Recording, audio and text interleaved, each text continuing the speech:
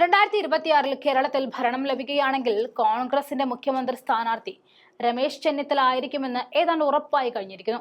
ഇത് കേന്ദ്ര നേതൃത്വത്തിന്റെ കൂടി നിർദ്ദേശമാണെന്ന് വ്യക്തമാവുകയാണ്.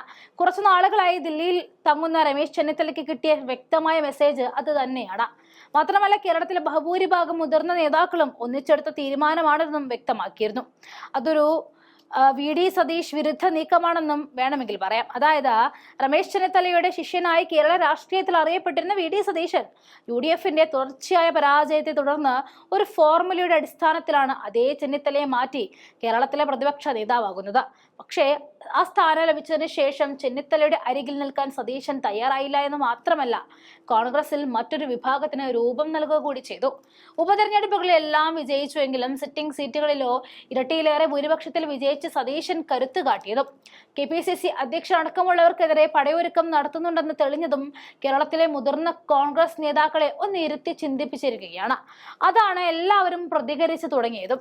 സുധാകരനെതിരെയാണ് സതീശന്റെ പടയൊരുക്കം എന്നുറപ്പായതോടെയാണ് സുധാകരനെ മാറ്റേണ്ട ആവശ്യമില്ല എന്ന് ചെന്നിത്തലയും മുരളീധരനും ശശി തരൂരും ഹസനും അടക്കമുള്ളവർ ഒറ്റ സ്വരത്തിൽ പറഞ്ഞത്. അതൊരു വലിയ നീക്കം തന്നെയാണ്. പുതിയ ജനറേഷനെയും പല നേതാക്കളെയും കൂട്ടുപിടിച്ച സതീശൻ മുതിർന്ന നേതാക്കളെ അവഗണിക്കുകയും മുഖ്യമന്ത്രി സ്ഥാനത്തേക്കുള്ള നീക്കം നടത്തുകയും ചെയ്യുന്നു എന്നുറപ്പായതോടെയാണ് മുതിർന്നവർ ഒന്നിക്കുന്നത്. അതിൽ ഉരുത്തിരിഞ്ഞു വന്നതാണ് ചെന്നിത്തലയുടെ മുഖ്യമന്ത്രി സ്ഥാനം. KC വേണുഗോപാലിന്റെ പിന്തുണ ഉണ്ടായാൽ ആർക്കും മുഖ്യമന്ത്രി സ്ഥാനത്തേക്ക് എളുപ്പമാണ്.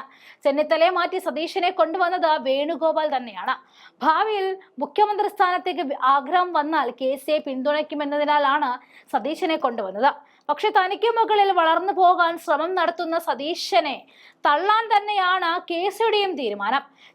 KCക്ക് കേരള രാഷ്ട്രീയത്തിൽ വരാൻ രാഹുൽ ഗാന്ധി സമ്മതിക്കില്ല എന്നതിനാൽ രമേശ് ചെന്നിത്തലയ്ക്ക് പൂർണ്ണ പിന്തുണ വേണുഗോപാൽ നൽകി കഴിഞ്ഞു എന്നുള്ളതാണ് പുറത്തു വരുന്ന വാർത്തകൾ. അതിന്റെ നീക്കമാണ് ചെന്നിത്തല ആരംഭിച്ചത്. 8 വർഷമായി NSSും രമേശ് ചെന്നിത്തലയും തമ്മിൽ അകൽച്ചയിലായിരുന്നു. അതിപ്പോൾ പൂർവാധികം ശക്തിയോടെ തുടക്കം കുറിച്ചിരിക്കുകയാണ്. താക്കോൽ സ്ഥാന വിവാദത്തിൽ തട്ടി NSS നേതൃത്വവും രമേശ് ചെന്നിത്തലയും തമ്മിൽ ഉണ്ടായിരുന്ന അകൽച്ചയോടെ മഞ്ഞുരുകയാണ്. മന്നം ജയന്തി ആഘോഷത്തിൽ മുഖ്യ പ്രഭാഷണം നടത്താൻ രമേശ് ചെന്നിത്തലയെ ക്ഷണിച്ചതോടെയാണ് വർഷങ്ങളായുള്ള അകൽച്ചയ്ക്ക് അന്ത്യമാകുന്നത്. അതുപോലെ തന്നെയാണ് SNDPയുമായും വേദി പങ്കിട്ട് തുടങ്ങിയിരിക്കുകയാണ് ചെന്നിത്തല. സാമുദായിക സംഘടനകളെ ഒപ്പം കൂട്ടി കരുത്താർജിക്കാൻ ഒരുങ്ങി തന്നെ പണിയാരംഭിച്ചിരിക്കുകയാണ് രമേശ് ചെന്നിത്തല. NSSന് പിന്നാലെ SNDPയുടെ പരിപാടിയിലേക്കും ചെന്നിത്തലയ്ക്ക് ക്ഷണം ലഭിച്ചു. ഈ മാസം 28-ന് വൈക്കം ആശ്രമത്തിൽ ഹൈസ്കൂളിൽ നിന്നുമായിരുന്നു ശിവഗിരി തീർത്ഥാടന പദയാത്ര ആരംഭിച്ചത്. ഇത് സംബന്ധിച്ച സമ്മേളനം SNDP ശക്തി കേന്ദ്രമായ വൈക്കത്ത് നടക്കുന്നു. ഈ പ്രധാനപ്പെട്ട സമ്മേളനമാണ് രമേശ് ചെന്നിത്തല ഉദ്ഘാടനം ചെയ്യുന്നത്. NSS ആസ്ഥാനത്തും അതുപോലെ SNDP ശക്തി കേന്ദ്രമായ വൈക്കത്തെ പരിപാടിയിലും ഉദ്ഘാടനം ചെയ്യുന്നതോടെ രാഷ്ട്രീയത്തിലേക്ക് ശക്തമായ തിരിച്ചറിവ് നടത്താനാണ് രമേശ് ചെന്നിത്തലയുടെ നീക്കം. ഇത് കേന്ദ്ര നേതൃത്വത്തിന്റെ പൂർണ്ണ പിന്തുണയോടുകൂടി തന്നെയാണ് എന്നാണ് വിവരം. ചെന്നിത്തല അങ്ങനെ തള്ളിക്കളയാൻ പറ്റുന്ന നേതാവുമല്ല. NSU, യൂത്ത് കോൺഗ്രസ് എന്നീ സംഘടനകളുടെ അഖിലേന്ത്യാ പ്രസിഡന്റായ ഒരേയൊരു മലയാളി നേതാവ്. പാർട്ടി പിളർന്ന സമയത്ത് അതിനിർണായക ഘട്ടത്തിൽ 9 വർഷം KPCC പ്രസിഡന്റ്. ഏറ്റവും കുറഞ്ഞ പ്രായത്തിൽ 29-ാം വയസ്സിൽ കേരളത്തിൽ മന്ത്രി, MP, MLA എന്നിങ്ങനെ സ്ഥാനങ്ങൾ പതിറ്റാണ്ടുകളോളം ഹിന്ദി, ഇംഗ്ലീഷും അനായാസം സംസാരിക്കാനുള്ള കഴിവ്.